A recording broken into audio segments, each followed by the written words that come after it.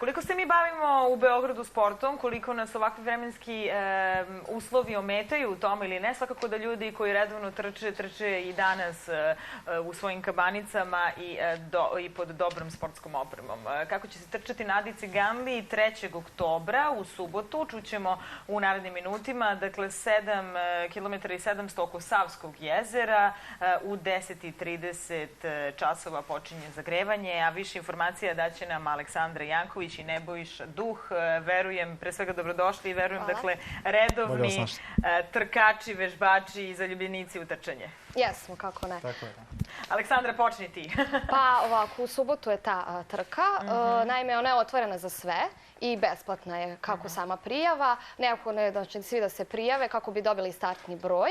Također mogu i maloletne osobe uz saglasnost roditelja. Znači, trči se taj krug oko Ade, 7 km 700. Također, neophodno je doći najkasnije do 10:30, odnosno da se preuzmu brojevi. Potom sledi zagrevanje. Emil Pavelkić će da učestvuje u tom zagrevanju i zatim je u 11. trka.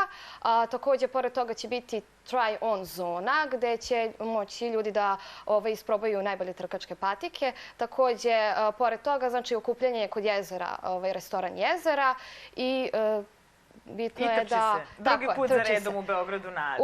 Upravo tako. Sada mi danas kroz emisiju za Beograd dosta govorimo o ovom kišnom vremenu i koliko nam utiče na raspoloženje, koliko ne. Kako se ti osjećaš nakon trčanja?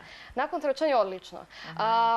Kako si počela da trčiš? Pa počela sam da trčim tako što upisala sam ovde fakultet, inače nisam odavde i onda sam se nekako navikla da se uvek kreće makar neka šetnja. Nisam se do tad bavila trčanjem i onda sam se vozila po tim gradskim autobusima i to mi je vrlo smetalo i nekako sam onda odlučila da krenem polako malo i da trčim. I naravno početak kao i svaki je vrlo težak, međutim nekako sam htjela, bila sam uporna i uključivala sam i moju mamu i mog tatu, to jest i moj tata se i bavi trčanjem i nekako me to zapravo i povuklo, kao i ove trke koje se tokom godina održavaju, ove Bus Belgije trke, su mi pomogle nekako da istrajem u tome i evo nakon godinu dana sam istrčala 15 polumaratona, tako da eto, nekako mi je prešlo u naviku čisto. Da, šta je ono što trčanje tebi daje? Na koji način doprinosi tvom životu, tvom raspoloženju? Pa ono doprinosi kako upoznavanju sa jedne strane. Upoznala sam vrlo zanimljive ljude za koje nikad ne bi rekla da se bave trčanjem.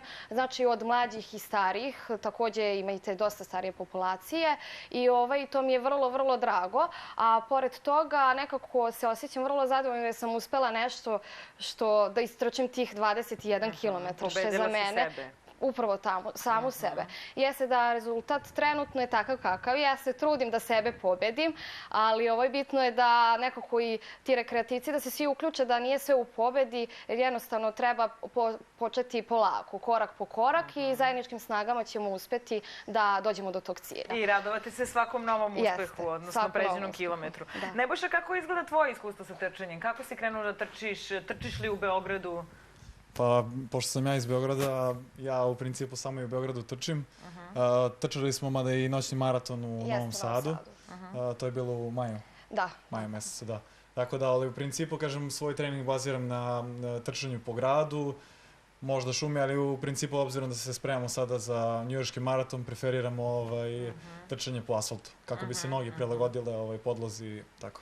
Koliko ljudi u ovom gradu trči? Vidiš li te ljude koji trče po Beogradu? Pa u posljednje vreme mi kroz Bus Belgrade trke baš dosta ljudi, dosta naših poznanika, prijatelja, inako kažem okupljamo tamo, pored toga što trčimo i družimo se i gledamo da tu neku pozitivnu vibraciju prenesemo i na ostale ljude koji možda se nisu taj dan uključili s nama, tako da eto ovom prilikom pozivamo sve da dođu u subotu 3. oktobra na Open Run trku. Makar i da šetaju. Tako je. Da, a svakako da se kreću. Bitna je ta pozitivna vibracija neka i tako da... Kad si krenuo da trčiš? Koliko dugo već trčiš? Pa ja se bavim sportom ceo život. Bavio sam se košarkom, ali recimo pre 2 godine sam počeo da trčim polumaratone. Evo sad za njujorški maraton za koji se spremamo, to će biti prvi zvaničan maraton na koji idemo, tako da...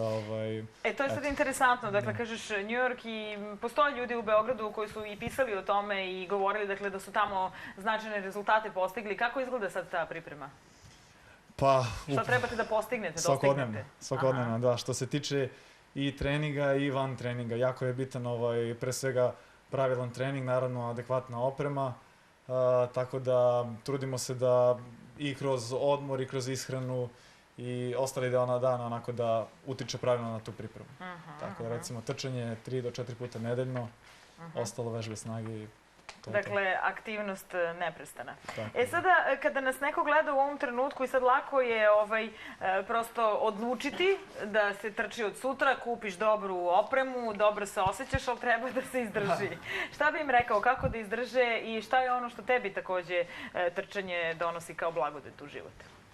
Pa recimo ako, da kažem, nisu toliki karakter da krenu sami, da započnu, što kaže Aleksandar, tu bitku samim sa sobom, neka se priključe nama već u subotu, tako da mi ćemo im pomoći da prevaziđu te neke svoje dosadašnje limite i da tu granicu stalno pomeraju, tako da neka bude start u subotu za one koji nisu počeli, a za one koji već trče. Da, dobro bi bilo u subotu da prosto osete tu energiju. Da, upravo to da vide da je trčanje zaista lepo i mislim, jeste da je taj početak težak, ali da vide da je ipak to ima, mislim, svoje prednosti. Kako kažeš, svaki početak je težak, ali treba izdržati. Treba izdržati. Da.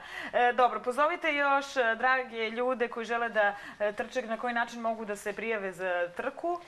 Mogu da se prijave preko www.adidasrunningteam.rs. Prijave, dobili smo informaciju da je već prijavljeno preko 1500 ljudi. Stoga oko 300 ljudi, na primjer, bi bilo još neki limit, da kažemo. Tako da preporučujem svima da se ubrzaju i da se prijave. Znači, prijave su besplatne, tako da prijavljivanje, odnosno uzimanje startnih brojeva je u subotu do pola 11. Šta kaže prognoza, kako će vreme biti? Neće biti kiše? Prognoza kaže da ćemo trčati. Da. Sjajno. Nema izgovora. Za prave trkače. Hvala puno na izdvojenom vremenu i puno sreće na trci u subotu. Hvala.